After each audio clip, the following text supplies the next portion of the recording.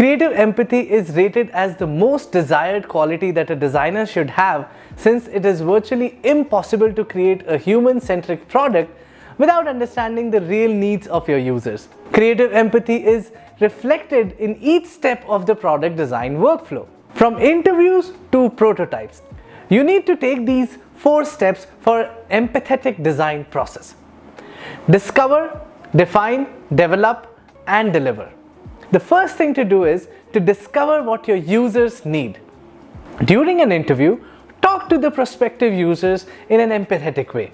Speak slowly, listen without judgment, and be mindful of your body gestures. Field observation is also an ideal approach, as it enables you to observe real-life scenarios where your users might be using your product.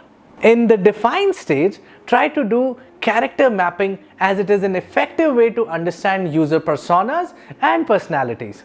Using sensitizers such as photos, notebooks, or an ephemera like menus or ticket stubs, these can help designers or other stakeholders feel they have had direct contact with user characters. When you have developed a product and when it's time to deliver, you can try multiple techniques for follow-ups. Hiring your customers might be an ideal way, since many companies pay customers to inspire feedback.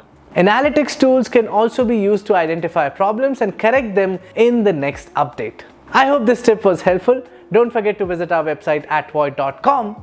This is San. You were watching UX Tips at Void. See you in the next video.